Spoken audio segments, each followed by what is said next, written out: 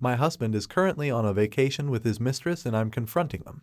Hello Reddit, forgive me as I am new to the online community. Just wanted to tell my story and maybe get some input. At 37 accidentally found out last month my husband 38 was using work trips as an excuse to sleep with his also married coworker who lives across the country. When I say accidentally, he sent me a screenshot of Amazon purchases for our children and included at the bottom of the photo was a delivery to this woman. So yes, the worried wife and me checked his search history and email. It was all right there. I learned his November trip was a romantic getaway, but this current one is luxurious. A spa resort complete with couples massages, couples cooking classes, and monogrammed bathrobes from Etsy. He mailed her a box of gifts a few days ago for Christmas. He purchases sexy lingerie, sent her money on Venmo, and even started planning a January trip to Las Vegas. I was furious when I learned all this, but I kept my composure. My plan. He left this morning for his work trip, but before he left I gathered all evidence of his affair. I spent 4 weeks collecting emails, credit card statements, reservations, and confirmations. I wrote him a 10-page letter, put it in an envelope, and taped it inside the lining of his suitcase. I plan on sending a group text to him and his mistress right after check-in telling them to enjoy their trip.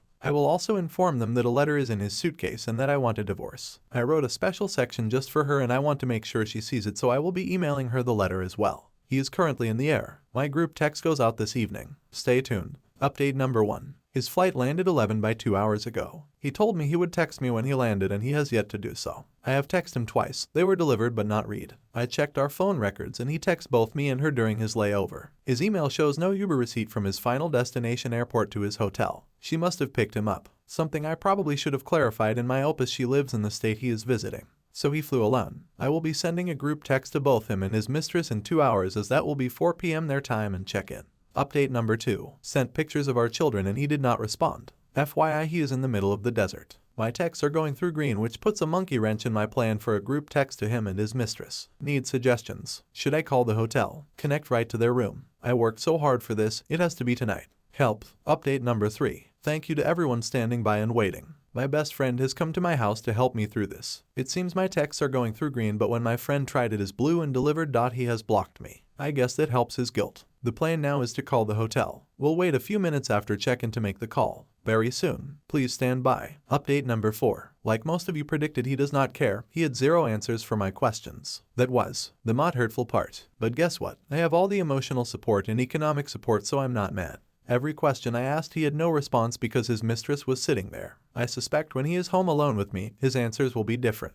I have made sure that he will not emotionally and financially fuck me because I have secured support from family and friends. He can go fuck himself. Update number 5. Called his hotel room, talked to his mistress, and finally lost my shit. He ended up calling me a few minutes later and had 0 empathy. I'm shocked, but I'm not. He said a divorce was in order and fought me on nothing. I expected him to be sad. He was not, but that's okay. I started packing up his shit. I have some great friend who helped me put everything in the garage. Good riddance. I guess so. The morning after. I wake this morning broken. My house is in shambles as I went on a rampage yesterday, ripping photos off the wall, throwing his stuff in piles on the floor, and breaking random objects in anger. Now that I've had a night's sleep, I feel that I am a bit clearer in my thinking as I analyze the conversation we had yesterday. He was different on the phone. That was not the man I know, but who was the man I've known? Because everything was a lie. The only thing he cared about on the phone was getting the kids, which is perfectly okay. He should want to see his kids. But he refused to answer any question I had or admit to anything. I personally feel his lack of remorse was because he was sitting in front of his mistress. If I confronted him at home, this would not have been his reaction. When he comes home Monday night, I expect to see a different man. Also, in my conversation with the mistress, I learned she is recently separated. I called my mom. That was hard. While she and my dad have always been loving and supporting, it was hard to make that phone call. I felt like a failure. I know it wasn't my doing, but to admit that I made a poor choice in a spouse was difficult. Was this all because of a mistake I made 13 years ago? Honestly, it doesn't matter. I have 2 days to empty my house of his things. Who do I tell? Do I call his dad? Do I tell his mother, best friend, work buddies? I wish there was a manual on how to do this because I'm lost. Even with all my preparation, I'm still humiliated. Luckily, he did not take his house keys when he left, so no need to change the locks. I'll be removing his keys and sending him on his way. I don't plan on seeing him when he gets home Monday night. Doors are locked. Everything you own is in the garage. Have your people talk to my people and I'll see you never. Preparing for the return. My friends and family have been wonderful. I am so fortunate to have such great people in my life. Yesterday they came to help me move all of his clothing to the garage. His collectibles were all packed up and sitting here, waiting to be appraised. It took a very long time and I was exhausted afterwards, but it was necessary. I honestly don't think he expects me to have gone to such great lengths to remove him from my life. Because I was so emotional when I confronted him, there is a chance that he thinks I will want to reconcile. Fat chance, buddy. His flights lands a little before 10 p.m. tonight. When he Ubers back home, the doors will be locked. He told me on the phone he was just getting his car and leaving. I will be holding him to that. Something I should have mentioned earlier, the house is in my name only. He had no credit when we first started looking, so everything is in my maiden name and purchased by me. Health insurance, car insurance, cell phones, utilities are all in my name. The only thing his name is on is his car. I think he realizes now that could all come back to bite him. I don't want a messy divorce. I'm willing to listen to his demands and try and meet in the middle on as many things as possible. He obviously doesn't care anymore, so I'm going to do my best to not care and treat this like a business deal. The dust has settled. It's been a few days since his return. For a man who so diligently planned a secret retreat with his mistress, he took no time to plan for his return home. He has been living in the basement since Monday. I allowed him to watch the children open gifts on Christmas, but he has since returned to the basement.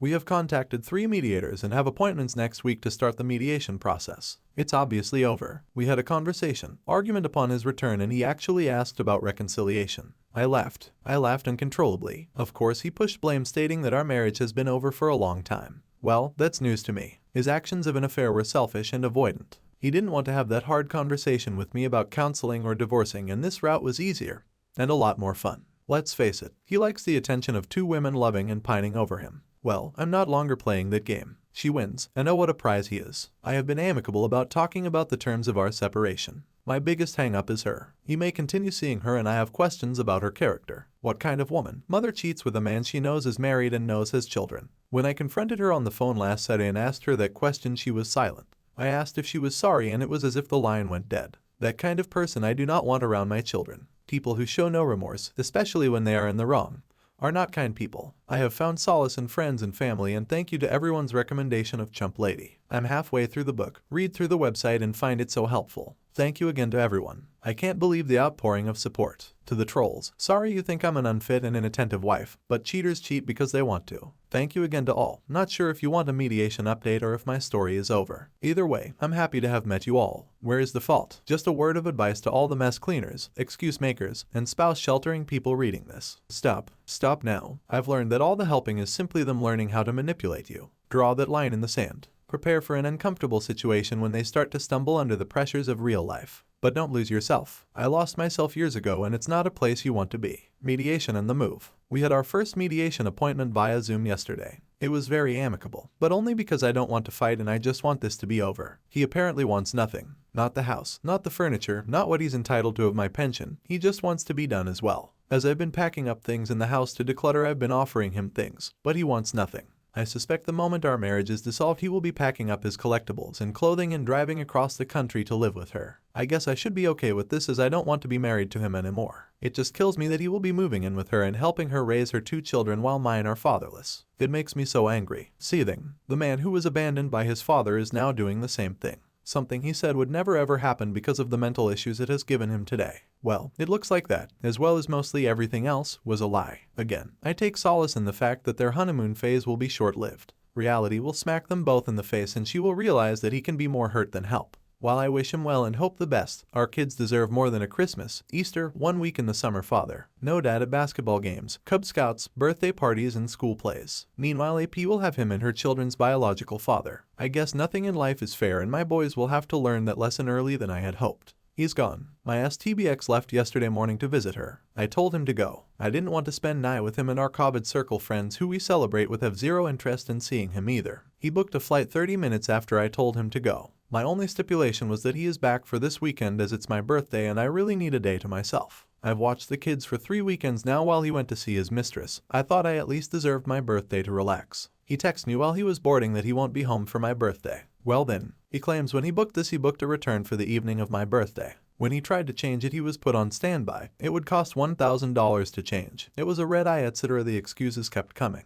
He apparently does not realize I have access to the internet as well, and flights are less than $300 with the airline he flew. I told him this, and he said those flights weren't there when he booked and he will take care of it. I just want him to be honest. If you don't want to be here for my birthday, just say it. If you don't want to spend the day with your children, just tell me. I can't force you to be a parent. I told him the flights were available and affordable. It's his choice to rebook. Ball is in your court. That's all I can do, right? Stay tuned for an update on his return this weekend. Nightmare. It was 12:40 a.m. on 9 and there was still no call from him. I was angry for no other reason than I explained to the kids that even though daddy wasn't with us, he would call at midnight to talk to them and wish them a happy new year. I was made to be a liar. So I text my STBX and his excuse was, they are with their friends, I didn't want to bother them. Excuse me, bother them? You mean you didn't want your kids to bother you is what you are really saying. If I was across the country on night without my kids, I would have called and done the countdown with them via FaceTime. I think most parents would, but not him. He said, if you would have told me that you told the kids I'd call, then I would have. He tried to spin this on me, that I created this mess. Why do I have to tell you that you need to call your children at midnight? This small act said a lot to me. Our children are not a priority. I guess he didn't want to ruin his perfect vacation at his new girlfriend's house with her children. He has a nice new family now. Today is my birthday and he returns this evening. I told him in my night text that I will speak to him on the 12th, our next mediation meeting, because I'm done. I tried to be civil for the kids, but he is not putting forth the effort for them. Liar, liar, pants on fire. The past few days have been strange. We rarely talk, and when we do, it's about mediation, plans moving forward, or the kids. We have been civil and communicating well about those items. We are also friendly in front of the children as not to upset them. The situation is strange because we are getting along. There is no arguing. It's a shared focus to just get through mediation and divorce. That's fine by me. Last night while I was cleaning the kitchen, I heard him on the phone in the basement. I guess he didn't realize the door was left open by one of the children. Not wanting to be a part of the drama anymore, I went to close the door. At that point, I heard him tell her how crazy I have been acting. Excuse me. We don't speak, and when we do, it's very civil. How is that crazy? Well, he proceeded to tell her about a conversation we had, and he lied about everything. While the conversation part was true, he told her I exploded. I was in a rage. I was crying, etc. None of that was true. He explained how he laughed in my face at my rage. Also not true because there was no rage. I had told him a while back before the night debacle that I would start dating eventually, and he proceeded to tell her that I was bragging about guys I'm meeting. So far from the truth. I slammed the basement door. I'm sure he knows I hurt. So I ask, why the need to lie and make me a villain? We aren't staying together. I have no reason to fight with you anymore. That's why we are paying a mediator. Why start lying to your new girlfriend that you love? How is that a good way to start a relationship? I don't know what is happening here. This is my concern. This woman and him are in love and want to start a life together. Okay, that's fine. God bless and congrats. But this woman only knows me by the stories he has told her about me. If he does move across the country to be with her, how can I trust a woman who hates me because of misinformation to treat my children properly? I don't care if she hates me personally. I'll still sleep fine at night.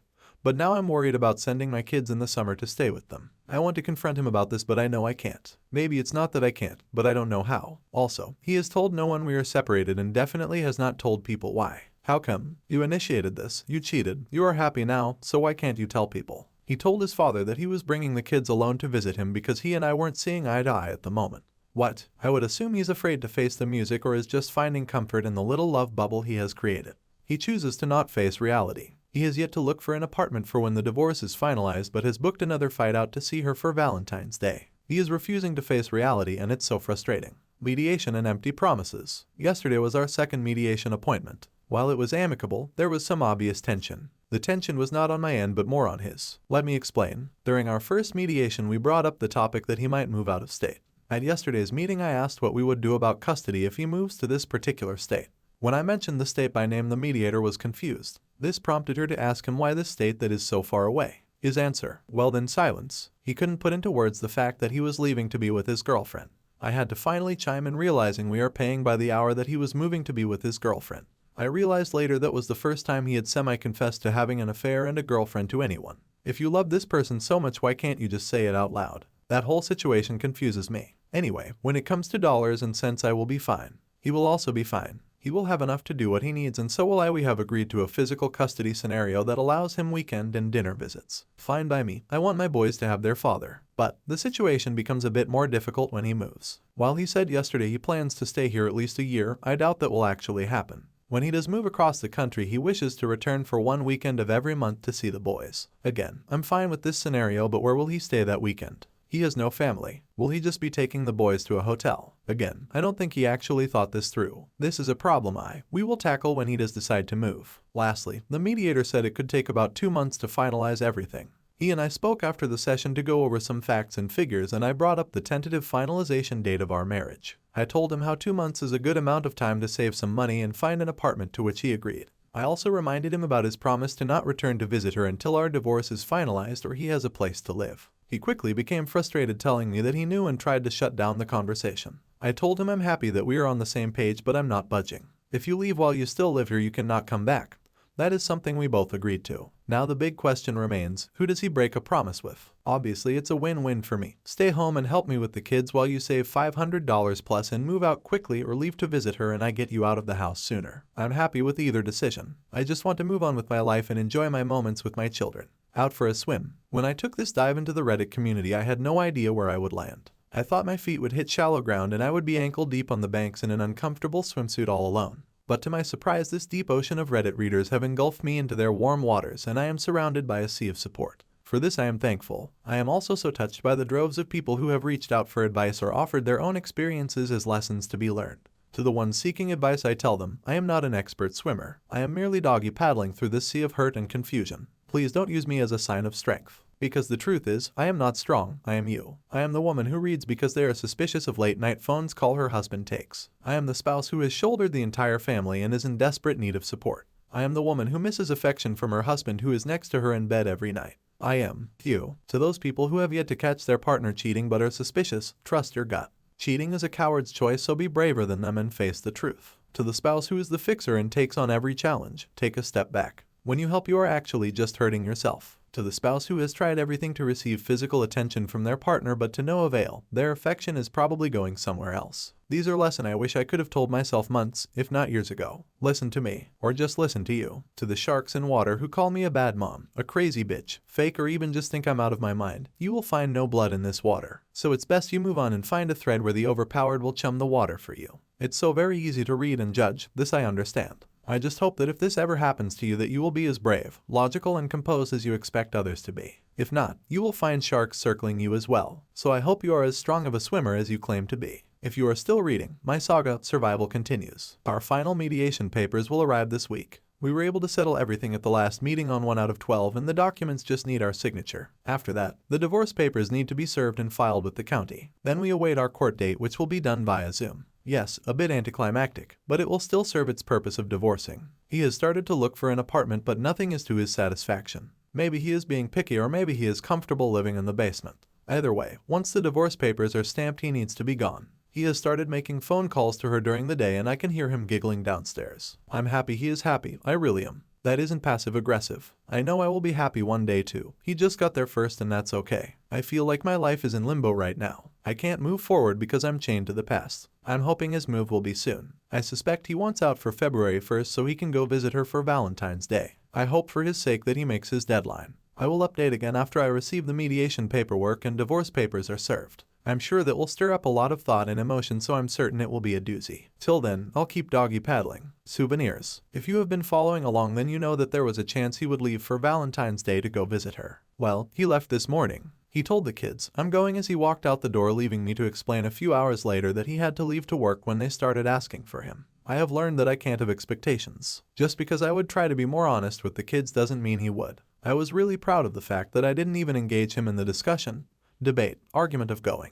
Yes, I had loudly vocalized some feelings a week ago when he told me he was going, but I have not engaged him about it since. All I asked was for his flight info so that I would know when to expect him back. He did not provide this information. Maybe he thinks I'm not entitled to it. Either way, he left and I was fine. While we had the conversation multiple times that he would not visit her again till he had an apartment, he has reneged on that agreement. Shocker. He claims that he has every right to be here and he can do as he pleases. He put a down payment on an apartment a few days ago but says he doesn't know when he is moving. What? The bills he pays in the house are less than the child support he will have to pay, so I think his decision to stay longer might be a financial one. I've offered him any piece of furniture he wants in the house. I even offered to pay for half of the cost of bunk beds for the boys. I just need him to leave. I have no idea why he is dragging his feet. But I learned through a mutual friend and former work colleague of theirs that she recently had COVID. When I say recently, I mean the Board of Health from her state said she could stop quarantining 3 days ago. But what about her kids that are in the home? Were they living there during her quarantine? Are they positive? Perhaps they are asymptomatic. Will my STBX be bringing me and our children home a COVID souvenir? I'm 553. COVID insensitivity. For all those messaging me with concern and for updates, I apologize for my tardiness. It has been a heartbreaking 2 weeks. To amend for my absence, I will be posting 2 updates tonight.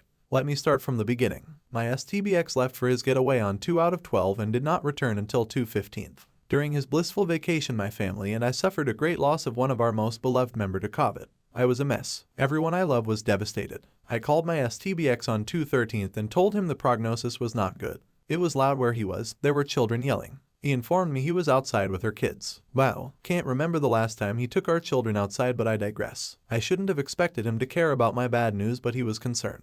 I guess there is still a decent bone somewhere in him. That concern would not last long though. Upon his return, as he usually does, he schedules a COVID test. He scheduled one for 4 days after his return, but due to snow in our area he did not go. This I understand. The weather cannot be controlled. Then he told me he rescheduled for 4 days later and then does not go. When I questioned him, his response was, "I feel fine." I suspected since she probably got a negative COVID test shortly before his arrival, he felt safe in not getting one. Not until Monday, 3/1, did he finally get tested. A full 2 weeks later. Why? You know my family just suffered a terrible loss to COVID. How could you be so reckless and insensitive? The insensitive question is rhetorical. I obviously know the answer already. The real monster. The day is approaching. Large boxes are being delivered to the house daily containing new furniture to be assembled. The sounds of packing tape being ripped from the spool flood the house every evening. He's moving out. I'm overjoyed. I'm so happy that I have actually started engaging him in conversation. Yes, we have to chat to figure out child support and scheduling, but now I'm so ecstatic he's leaving I even ask about his move. I feel like a kid at Christmas. While we were discussing his move, I asked if he planned to visit her. No, this wasn't me prying. We need to set an overnight and weekend schedule for the kids, and I was hoping to be accommodating to any trips he had planned.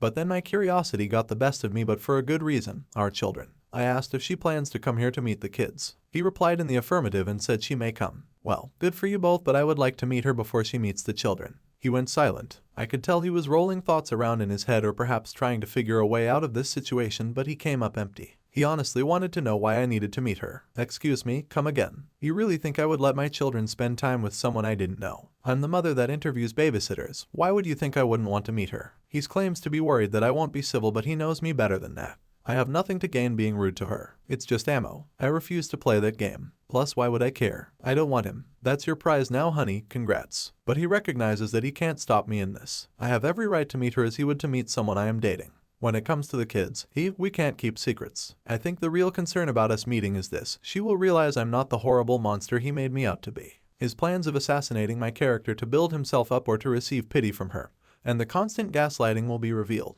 She will see that I am not pining over him, quarreling with him, and that I'm genuinely a good person. Maybe she will see that he might be the real monster. Like father, like son. My STBX was quiet. More quiet than usual. Almost sulking. I don't understand his motivations anymore and what he actually cares about, so I left it alone. Not my business to care and comfort anymore, right? That evening, after the children went to bed, he sat alone at the dining room table. It was as if he was waiting for me to address him. I did not. Sulk. That's your issue, not mine. After he received no attention from me, he made the big announcement. He claims he told everyone what happened between us, including his father. Then, oddly enough, he started to cry. Full ugly tears. I thought these were tears of embarrassment and shame. He then proceeded to tell me the conversation he had with his father was the first time his dad has actually acted like a father towards him. While that statement in itself is unsettling, it is also confusing. I'm guessing his father supported him. I know if this was my son I'd support him, but also have some strong words about how he went about this and how he should probably proceed in the future. But it looks like he received 100% support. So while I understand, I don't understand.